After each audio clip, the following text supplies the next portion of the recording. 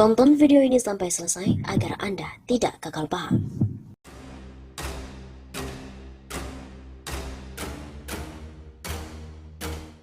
Rezim Jokowi sudah bangkrut.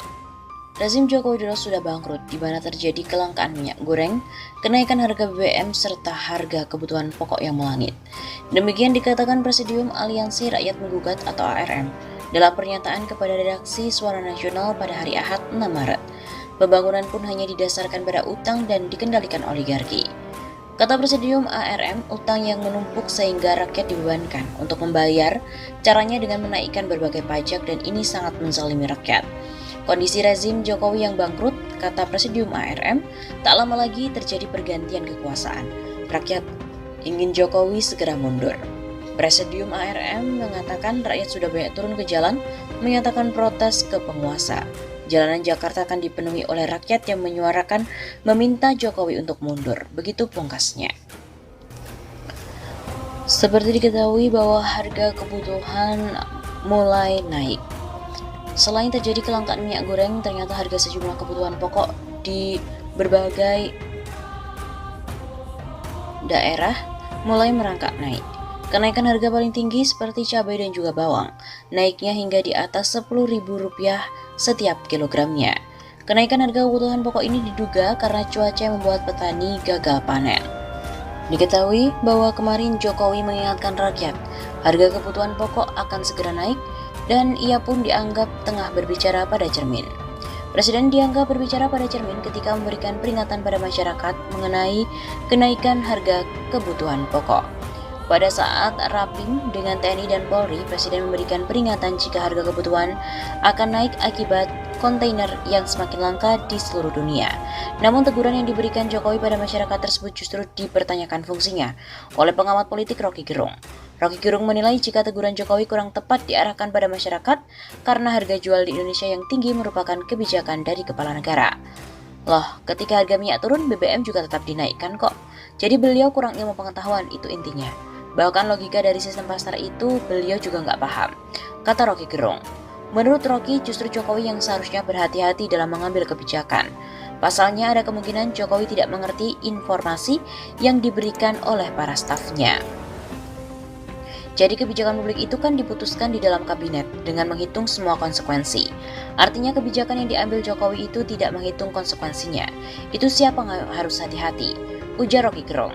Peringatan yang disampaikan pada rakyat dinilai oleh Rocky Gerung seolah Jokowi ini bicara pada diri sendiri melalui pantulan cermin yang ada di depannya. Itu arahan yang enggak ada subjeknya atau enggak ada objeknya. Pada siapa Presiden berbicara? Tentu ya pada dirinya sendiri. Mungkin dia lagi berpidato di depannya ada cermin, lalu dia pikir mungkin orang yang ada di cermin itu perlu dikasih tahu. Ucap Rocky Gerung.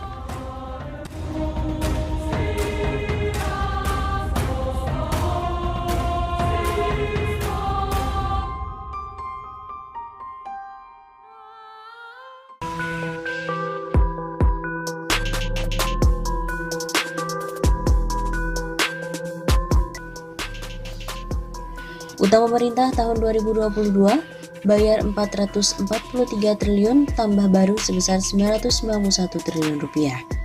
Anggaran pendapatan dan belanja negara APBN 2022 diperkirakan masih akan mengalami defisit hingga 868 triliun rupiah atau 4,85% dari produk domestik bruto atau PDB.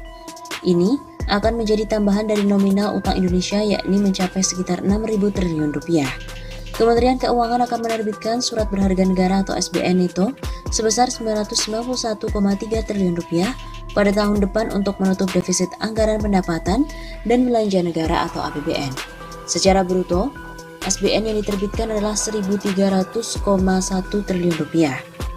Pada rinciannya, SBN bruto juga meliputi penerbitan domestik reguler akan memakan porsi terbesar, yaitu sebanyak 78-83%. Selanjutnya SBN valuta asing 11-14% dan SBN retail 6,8 sampai dengan 8%. DJPRR memiliki strategi itu dalam penarikan utang, yaitu oportunistik dengan merealisasikan penerbitan lebih besar pada pasar kondisi dengan pasar yang memungkinkan. Kemudian fleksibel yang artinya berubah sesuai dengan kondisi dan menjaga kehati-hatian dengan mempertimbangkan risiko jangka pendek maupun panjang. Sederet kebijakan SBN yang akan dijalankan pemerintah yaitu optimalisasi SBN rupiah tenor menengah panjang. SBN valuta asing kini diposisikan sebagai pelengkap untuk menghindari crowding effect dengan tetap memperhatikan cost of fund yang menarik. Pemerintah juga berkoordinasi dengan Bank Indonesia dalam pemenuhan target SBN. Akan tetapi seiring dengan meningkatnya penerimaan, penarikan utang bisa dikurangi. Seperti tahun ini, defisit anggaran pendapatan dan belanja negara atau APBN 2021 menyusut ke 4,65% terhadap PDB dari posisi tahun 2020 yang sebesar 5,70% terhadap PDB. Sensitivitas APBN terhadap komoditas memang tinggi, terutama dari sisi penerimaan pajak dan non-pajak. Hal ini positif bagi postur fiskal dalam jangka pendek. Ungkap Economist and Fixed Income Research Bahana Sekuritas Putra Satria Sambicantoro. Setidaknya, sebagian dari PNBP ditopang oleh sektor migas. Kemudian ada 30% industri ekspor juga dipengaruhi oleh harga komoditas batu bara, minyak kelapa sawit dan juga nikel. Pemerintah juga harus menyelesaikan kewajiban utang jatuh tempo pada tahun 2022 sebesar 443,8 triliun rupiah. Secara nominal memang terlihat sangat besar, akan tetapi pemerintah yakin kewajiban itu bisa diselesaikan. Jatuh tempo utang tahun 2022 tersebar dari awal hingga akhir tahun, dengan porsi yang sedikit lebih tinggi di semester 1. Ungkap Direktur Strategi dan Portofolio Pembiayaan DCPRR, Kementerian Keuangan, Riko Amir kepada redaksi CNBC Indonesia beberapa waktu lalu. Keyakinan tersebut didasari oleh kemampuan anggaran pendapatan dan belanja negara yang kembali produktif, di mana penerimaan negara tumbuh positif jauh berbeda dibandingkan dengan tahun 2022 yang mengalami kontraksi hingga 16%. Penerimaan di tahun ini ditargetkan mencapai 1.846 triliun rupiah. Target tersebut belum mencantumkan dampak positif dari pemberlakuan Undang-Undang Harmonisasi Peraturan Perpajakan, di antaranya kenaikan PPN dan juga program pengampunan sukarela alias tax amnesty. Di sisi lain, Amir juga memungkinkan pelonggaran dari kewajiban pembayaran, misalnya melalui perpanjangan tenor utang jatuh tempo. Perpanjangan tenor utang jatuh tempo secara umum dapat dilakukan lewat mekanisme pasar dan merupakan tools yang digunakan di banyak negara. Misalnya pemerintah melakukan cash buyback atau utang jatuh tempo di tahun 2022. Transaksi ini dapat mengurangi kupon yang akan dibayar di tahun 2022. Kementerian Keuangan juga bisa melakukan penukaran atau debt switch. Langkah yang sama pernah dilakukan pada tahun ini, yaitu menarik utang jatuh tempo dalam periode tertentu dan selanjutnya diterbitkan utang baru dengan tenor yang lebih panjang.